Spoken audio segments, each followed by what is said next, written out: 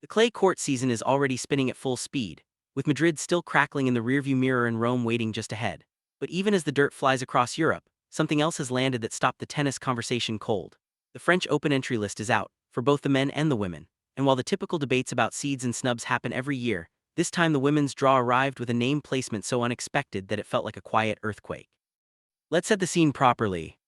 The moment the tennis world collectively forgot to breathe, it wasn't a championship point. It wasn't a career-ending injury. It wasn't even a shocking upset. It was a PDF, a simple draw sheet published online. And inside that document, two names sat in places that made absolutely no sense to anyone who has followed the logic of professional tennis over the past decade. One of them was Paula Badosa. Now Badosa is not some sentimental favorite clinging to old glory. This is a woman who climbed to world number 2, who has played on Wimbledon's center court and beaten the very best under the brightest lights. She has spent the better part of 2 years clawing her way back from a spinal stress fracture, an injury that quietly ends more careers than fans ever see. She didn't return with a ticker tape parade. She returned with tape on her back, sleepless nights, and a quiet, grinding fury. She earned every ranking point the hard way, through pain, through doubt, through matches she had no business winning while her body was still held together by willpower and rehab schedules. And yet, when the Roland Garros entry list dropped, Badosa's name was not in the main draw. She was looking in from the outside, qualifying rounds unless a wild card appeared. On the other side of that same draw sheet sat Alex Eala, 20 years old, still learning what it means to eat poorly, sleep badly, lose confidence, and show up the next day anyway. She walked straight into the main draw, no qualifying, no 3-round war of attrition, direct entry.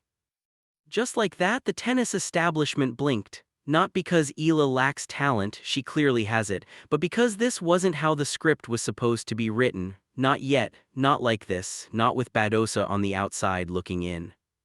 But here's the thing about moments that feel wrong in real time, those are often the ones we remember for decades, because they're not actually wrong. They're just early, they're ahead of the curve, and by the time the curve catches up, everyone pretends they saw it coming all along. To understand why Eala is in the main draw and Badosa is not, and why that tension is actually the most honest conversation tennis has had in years, you have to go back, not to Paris, to Melbourne. At the Australian Open, Eala wasn't anyone's headline, no seed next to her name, no deep-run predictions, but something strange kept happening around her matches. Courts that should have held a few hundred drowsy midday fans were suddenly overflowing. Standing room only, people pressed against the fences outside, craning their necks for any angle they could find. The Filipino community in Melbourne showed up like it was a home tournament on the other side of the planet. They brought flags, chants, a wall of sound that made the tournament's PR team sit up straight. And in tennis, that kind of energy doesn't stay a secret for long. Tournament directors notice. Broadcasters definitely notice. Sponsors, they're already circling, because tennis, for all its white lines and grunts and tiebreak tension, is also a business. And Alex Eala had quietly, organically become very good for business.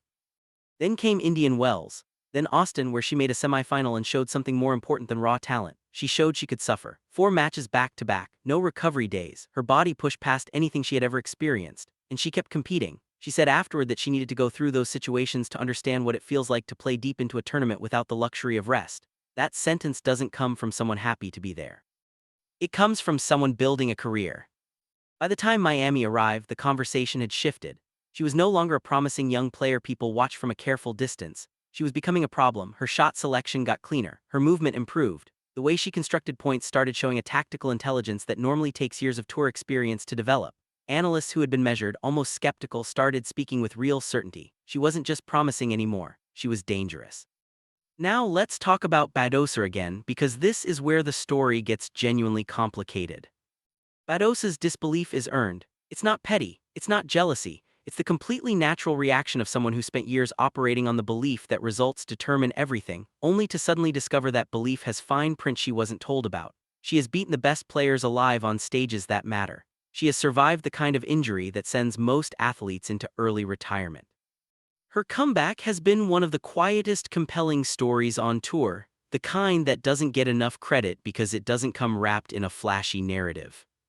So when someone with that resume looks at a draw and sees a player with a fraction of her experience stepping in ahead of her, the disbelief is not unreasonable. It's human, it's earned, and it's also, in its own way, a blind spot. Because tennis right now is being pulled in two directions simultaneously. On one side, the meritocracy that has always defined the sport, rankings, results, points accumulated across hundreds of matches on every surface, through every slump and comeback imaginable. You earn your spot, that's always been the deal. On the other side, you have a sport that has become something much larger than an athletic competition. Grand Slams are global entertainment events. They need players who carry narratives, who open doors to audiences that never cared about tennis before, who make someone on the other side of the world suddenly feel like this is their sport too. Eala does that in a way that barely a handful of players on the entire tour can match. To millions of people across the Philippines and Southeast Asia, she is not just a tennis player, she is the tennis player. The first Filipino to win a Grand Slam match, which she did at the US Open, carries a weight that no ranking spreadsheet will ever fully capture. When she walks onto a court, she carries a nation with her. And that nation follows her everywhere she goes, with a loyalty that tournament organizers have genuinely never seen before at this scale. Former players who understand what it means to exist beyond sport have noticed. When someone like Maria Sharapova, who built an entire second chapter of her public life on the power of global appeal, looks at Eala and recognizes something rare, that observation carries real weight. Sharapova didn't become iconic purely because she won. She became iconic because she understood how to be a story people followed, whether they were watching tennis or not. And she sees that same quality in Eala. That's not a small thing. So when you frame it that way, the French Open's decision starts looking less like a controversial gamble and more like an organization reading the moment correctly. They're not just filling a slot in a bracket.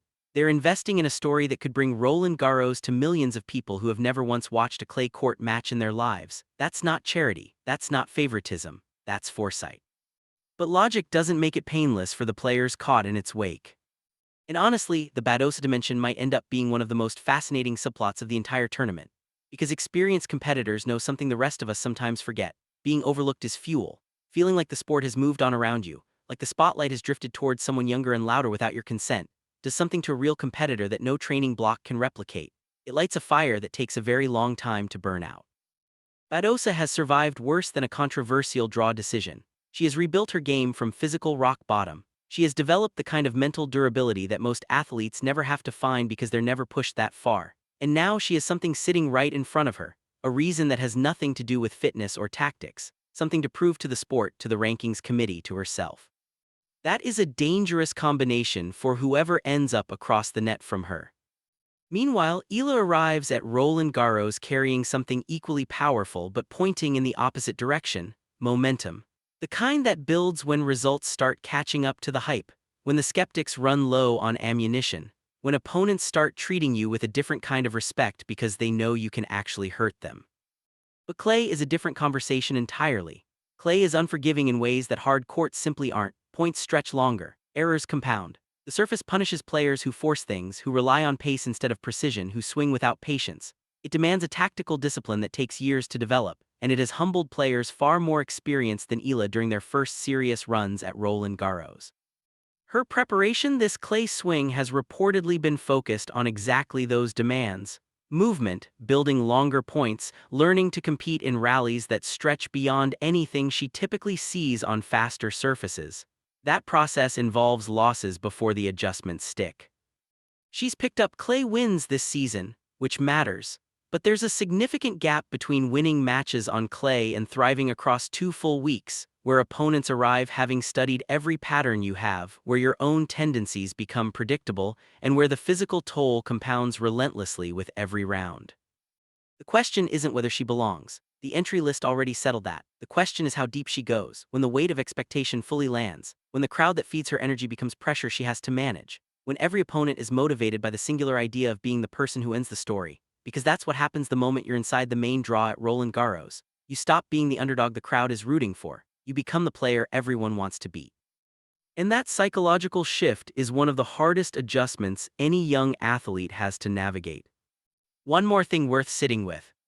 Eala's inconsistency this season is not a flaw in her story. It might actually be the best part of it. There have been matches where her level dropped clearly, moments where inexperience showed more than her supporters would have liked. Stretches where the gap between her best tennis and her average tennis was wider than comfortable, but none of that has dimmed the interest surrounding her. If anything, it's done the opposite, because fans don't connect with perfection, they connect with process. With the genuine uncertainty of watching someone figure it out in real time, sometimes getting it spectacularly right, sometimes coming up short in ways that clearly sting. Eala gives people that she isn't a finished product being unveiled to the world, she's a work in progress being followed, and there is a profound difference in how those two things feel to watch. The Paris crowd is going to be its own subplot. Roland Garros audiences are passionate, deeply knowledgeable, and entirely unpredictable. They have been known to adopt players who capture something in them, to carry those players through matches on sheer noise, to shift the momentum of entire sets through collective will. If the Filipino fans travel to Paris in the numbers they've shown up all season, and there is every reason to believe they will, Eala's matches are going to feel unlike anything else on that schedule. That environment can push a player beyond what their ranking or results would project as possible. It can also be overwhelming if the moment grows larger than the match. Learning to draw from that energy without drowning in it is a skill that only comes from experience. She's getting that experience right now, in the biggest classroom available. So here where all of this lands. This is not a story about a ranking anomaly or a draw committee making a controversial call. It's a story about two completely different versions of what tennis actually values, and what it owes the people who have poured their lives into it. It's a story about a sport in real transition, trying to honor what it's always been while chasing a future that looks nothing like its past. Badosa represents the traditional path, the grind, the belief that results should determine everything, that the work should always speak louder than the narrative. Eala represents something the sport is still learning how to measure, an impact that doesn't fit inside a ranking spreadsheet but is absolutely real and absolutely reshaping what it means to matter in this game. The clay courts of Paris have hosted some of the most defining chapters in tennis history. Championships decided on margins so thin they still get debated, careers that launched, legacies that hardened into something permanent, and quietly underneath all of that history the sport keeps moving forward. What it looks like when it moves forward around a 20-year-old from the Philippines, with an entire nation tracking her every match, her every swing. Her every stumble is something we are genuinely about to find out.